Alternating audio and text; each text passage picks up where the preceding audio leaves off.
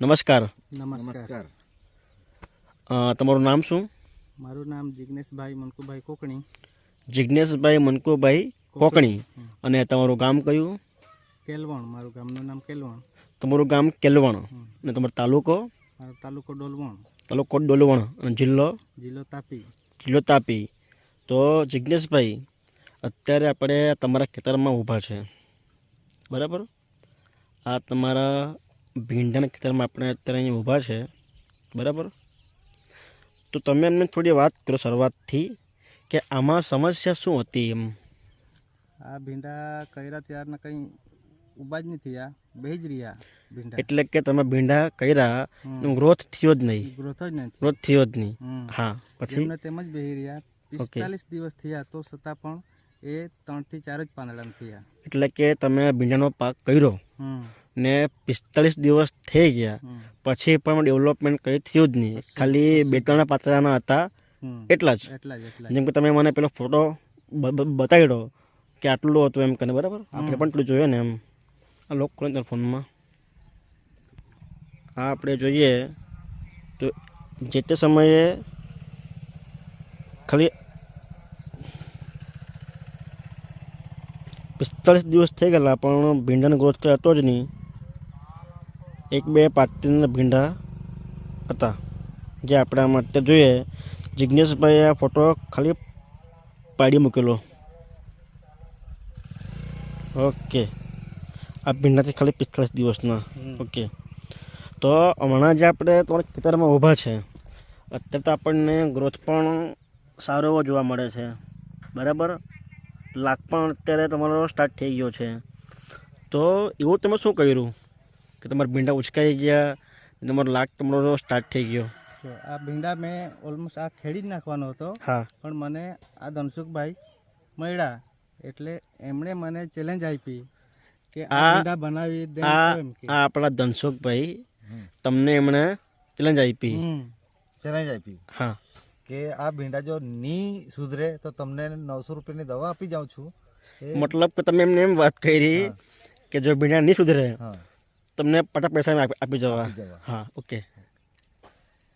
અગર જો આ ભીંડા નહીં સુધર્યા તો 900 રૂપિયાની દવા આપી જાઉં છું. એ 900 રૂપિયા તમને સામા રિટર્ન આપી દઈશ. ઓકે, પાછા આપવાના અગર નહીં સુધર્યા તો. પણ આ હું જે કેમ એ રીતના તમે ટ્રીટમેન્ટ ચાલુ રાખો.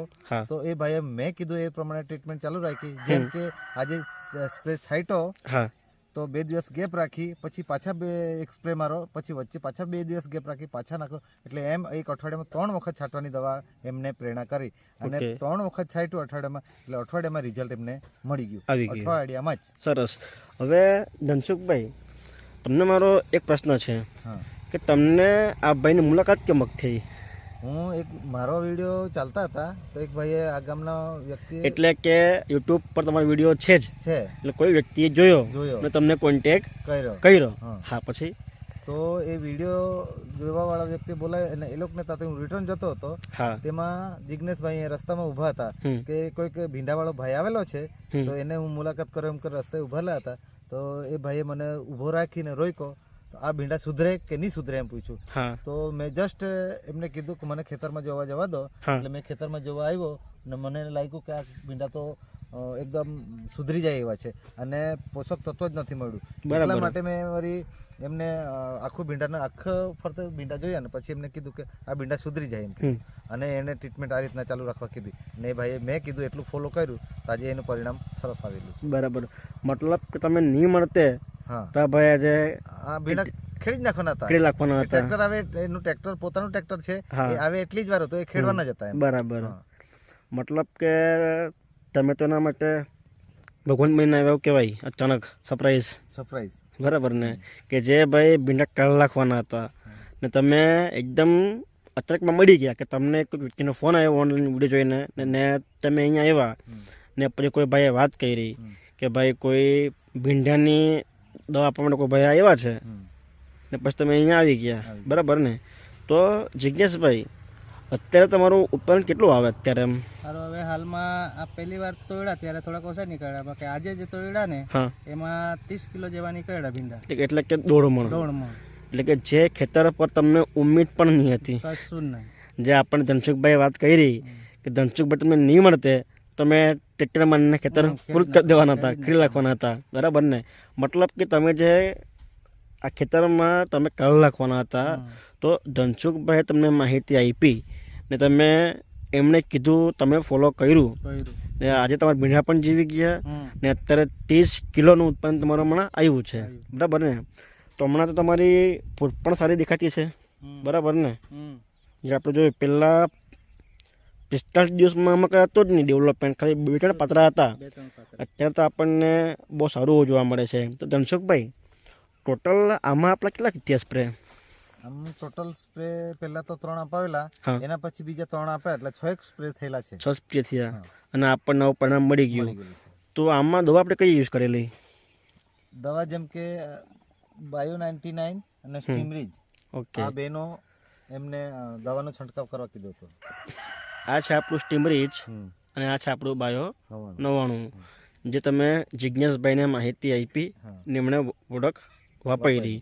જિજ્ઞેશભાઈ, તમને એમને પર વિશ્વાસ કેમાં કર્યો? પહેલી વાત તો ખર્ચો ઘણો કર્યો હતો મેં. હા, એકવાર ચાલ 900 રૂપિયા બગાડી જોઈએ એમ. ઓકે, આટલામાં તો કશું જવાનું નથી, એટલે ટ્રાય મારી સ્ટીમરીચ ને બાયો 99, એનું રિઝલ્ટ 3 સ્પ્રે માર્યા એટલે આવી ગયું.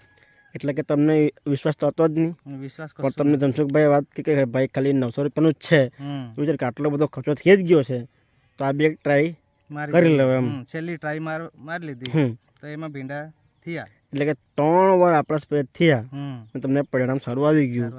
તો જિજ્ઞેશભાઈ, મતલબ કે જોઈએ આપણે તો 45 દિવસ પહેલાં તમારી કોઈ તોડ થયેલી કે? ખાલી 2-3 પાંદડા હતા ને. મતલબ કે જે કંઈ બી કમાલ થયો એ ધનસુખભાઈ મળ્યા, તમને માહિતી આપી, પછી જ બધો ચમત્કાર થયો છે. આખું પીળો થઈ ગયેલો આખો. ઓકે, જે હમણાં જે આપણે ભીંડા જોઈએ છે એ બધા ભીંડા તમારા પીળા પડી ગયેલા ને? પીળા પડી ગયેલા બધા. અત્યારે તો એકદમ ગ્રીન છે, લીલી અત્યારે દેખાતા છે, બરાબર છે. તો જિજ્ઞેશભાઈ, આપણા વિસ્તારની વાત કરીએ તો આપણા વિસ્તારમાં ઘણા એવા ખેડૂત છે, બરાબર ને, કે જેને પણ તકલીફ છે કે ભાઈ મારો ગ્રોથ થતો નહીં મળે, ભીંડા ઉઠતા નહીં મળે, કે બહુ સમય થઈ ગયો છે ને હાઇટ વધતી નહીં મળે, ગ્રોથ 0 જ છે, બરાબર ને? તો એવા લોકોને તમારે જે આપણી આ પ્રોડક્ટ છે, આ આપણી સ્ટીમરીચ અને બાયો, તો એના વિશે તમે એ લોકોને શું કહેવા માંગો? હવે બધા ગામના લોકો આ રસ્તા પરથી જ જાય, આ ભીંડા એ લોકો જોતા જ જાય. હવે ભીંડા થયા એટલે એ લોકોને વિશ્વાસ આવી ગયો. હવે તો સ્ટીમરીચ ને આ બાયો પણ અહીંયા વેચાતી છે. ધનસુખભાઈ લાવીને આપી દે, બરાબર, જેમ ફોન કરે એક જ ખેડૂત તો આવી જાય. સરસ સરસ. મતલબ કે જોઈએ અત્યારે ત્યાં મારી ગાડી મૂકેલી છે ને આ જોઈએ તો આપણા આખો રસ્તો છે, એટલે કે આ રસ્તા પરથી બધા જ લોકો બધાની નજર